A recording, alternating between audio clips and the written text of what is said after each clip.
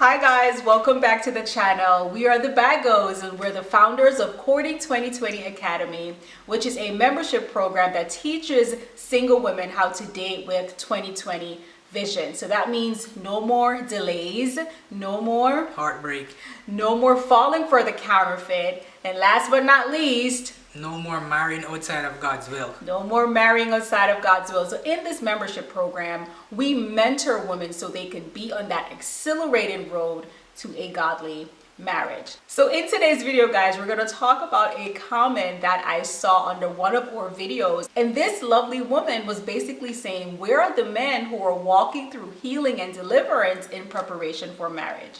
So what I'm going to do is I'm going to read a part of the comment and then we're going to address that issue in today's video. Did the Lord have your husband go through a season of deliverance before he brought you together? I'm just curious because I've been hearing and personally experiencing about women going through deliverance and healing while they wait on marriage, but haven't heard a peep, not a peep, about God taking his sons through the same process. It's like God is taking them through the preparation process for marriage in silence and secret, while his daughter's testimonies are talked about all over the place. Maybe it's just because we like to talk and share too much and men are more quiet and more private. But either way, I would love to hear your husband's testimony on his preparation process if he had one.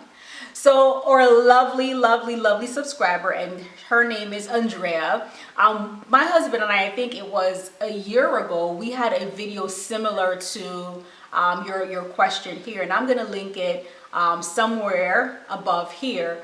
But what my husband will do in this video, right, babe, is just to share a little bit about his journey of deliverance or the lack thereof, right? So he's going to talk about his process walking with God when it comes to healing and deliverance in preparation for marriage. So thank you for that question, and we're going to kick it off to Mr. Bago. Okay guys, so before I even get into my story, what I want to do is I'll answer a part of the question where she's saying that where are the men who are preparing for marriage, where are their stories? Yeah. What I can say is that based on what I am seeing, I'm not talking from facts or based on any statistic. What I'm talking is based on my opinion. What I've seen is that no, there are few more men who are no more openly speaking about their journey, their process of deliverance. Yeah. Before and during marriage. Right. Because what I've also seen is that there are some men who had a character before and God allowed them to go into a marriage that he had for them, and then started some deliverance process during that marriage. Started delivering them from some things during that marriage. Yeah. So as I've said, there are a few more men out there now who are doing it. Like you have the Tim Ross, you have the Carter Conlon, you have the Mike Todd, you have the Marcus Roger, the Ruslan, the Pigani, the El Salvador, and those guys who are now showing are now showing the vulnerable side of men. And I think that's where the issue is, and we have to blame it on culture and society in general, because as men we were raised in a particular way that we can't show our emotion or show our vulnerability as we seem weak. Yeah. So it's because I think, and this is my opinion, I think it's because of that fact that you have less men who are more comfortable to come forth and share their process of deliverance before and during marriage. Yeah, I think it's easier because all of the men you mentioned before, they're married. Yep. So I think it becomes easier to share after the fact. Yep. So that's to show you that during the course of the marriage, God had to be doing some work, right? Yeah, but I love that you said that, because what this shows now, I think it corresponds with what I said before, where I say that society grew men to be tough. They should not show their vulnerability. So guys, remember, I've said it over and over with our ladies in Courting 2020 that marriage is a mirror. So this, it's like getting up each morning and looking at yourself, but it's just that it's in someone else. Right. In that sense, you are more open to being vulnerable. Right. While society, as on the other hand, as I've said, groom us to not show that aspect of ourselves, not reveal our emotion, not openly express whatever we're feeling in that particular time and the place. Right. So the men are going through healing and deliverance. Just the same. Listen, we all have a story. Yeah. We all have a testimony if we're willing to share it. Yeah. And that's the thing. God delivers. Remember, we are all sinners. We've all fallen short of His glory. But let me dive into my story. His journey of healing and deliverance. So we answered the beginning part of your question. So you specifically wanted to know, what was his journey like, going through healing, going through deliverance? Kick it off, babe. As it relates to my story, I would have to say that my process, it had more grace than it had deliverance. Okay. And I'm going to explain, because listen, there were more things in my life that would have deemed to want deliverance. Right. But because of God's grace on my life, it was not necessary. Okay. So I can outrightly say that from the beginning, from birth. From birth, I was chosen by God to be a curse breaker in my family. Let's shout out the curse breakers. Right? Let's take a moment to shout out all of you who know that God has summoned you to be a curse breaker. I want you to walk in that thing, right, with boldness and confidence, because guess what? The Lord, as my husband is saying, had set you apart for such a time as this. And the good thing about it is that the Lord is a redeemer, so every family has a curse breaker. Yes. If you haven't seen it yet, it's coming. It's probably you. Exactly. But that's the thing. Sometimes it's us and we shy away from it. The baton is then passed down to someone else. So back to my story, guys. And we don't want to stray, but this is so good. So back to my stories, and I'm going to take it from a generational standpoint first. Yeah. So what I was saying is that I can speak from my grandfather's father's generation up until my generation. So what I observed with the men in my family is that there was a lot of the generational curses that I observed was there was a lot of alcoholism, unproductivity, there was sexual immorality, lust, and also having children outside of wedlock. Also, not all, but this also, they were not any father figures. Yeah. So the men were not being fathers to the children that they brought forth in this world. Yeah. So from an early age, I observed that, but also from an early age, I had this detestable feeling towards these things. It's like I had no other choice. I just did not like any of it.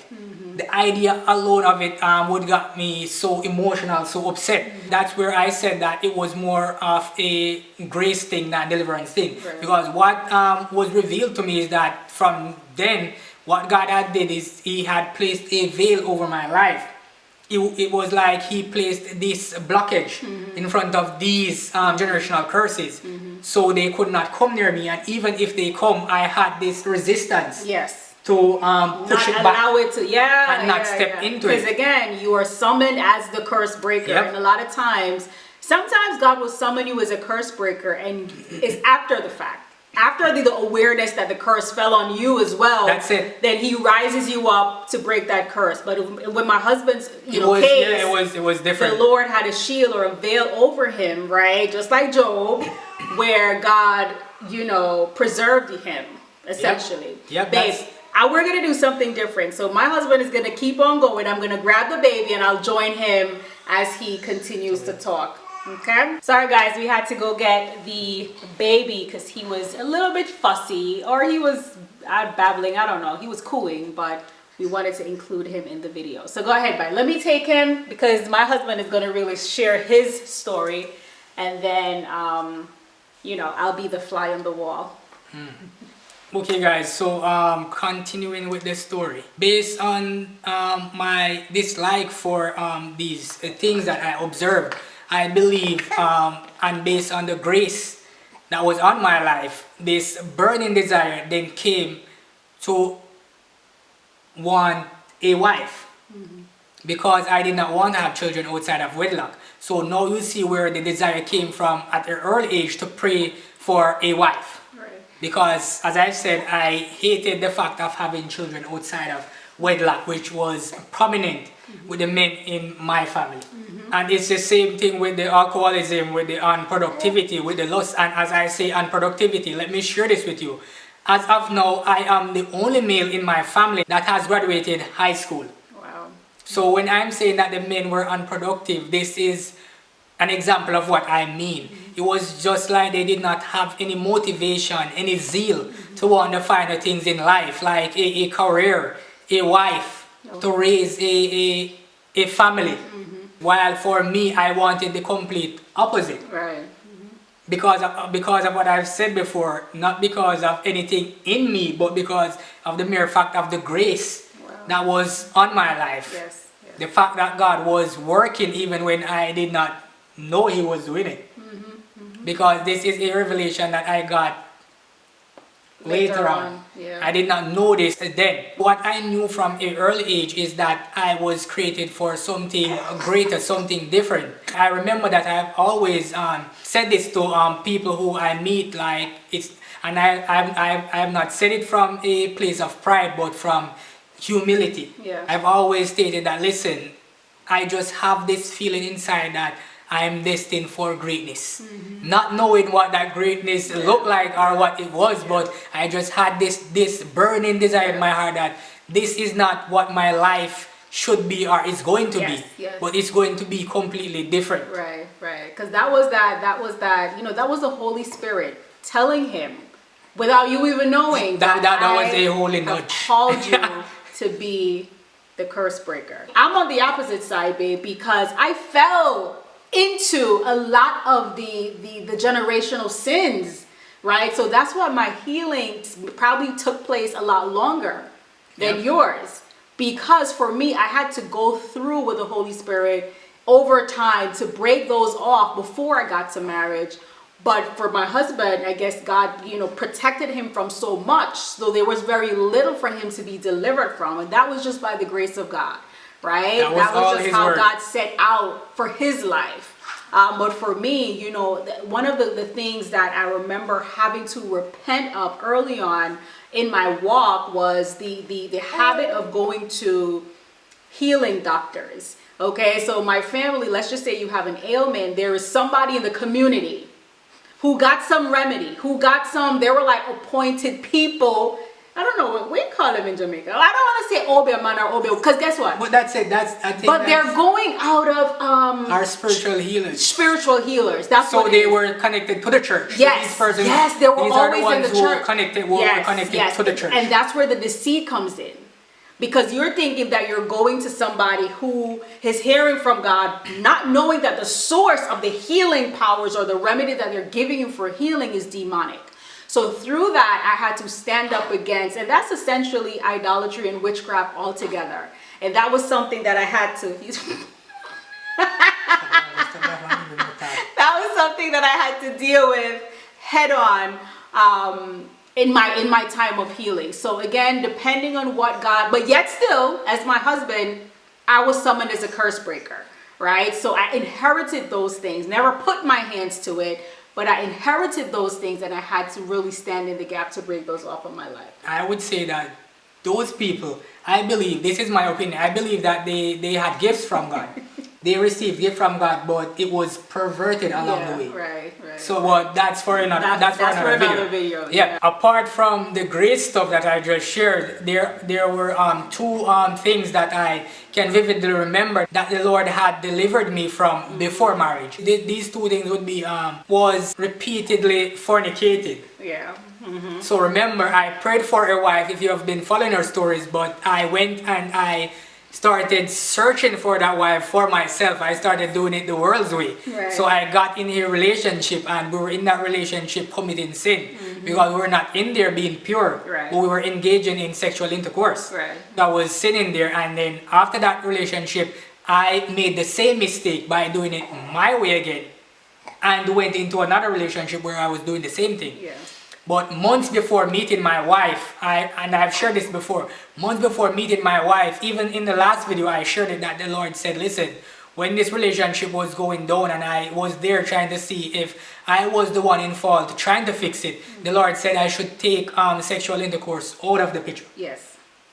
So I remember the Lord began to call me back to purity.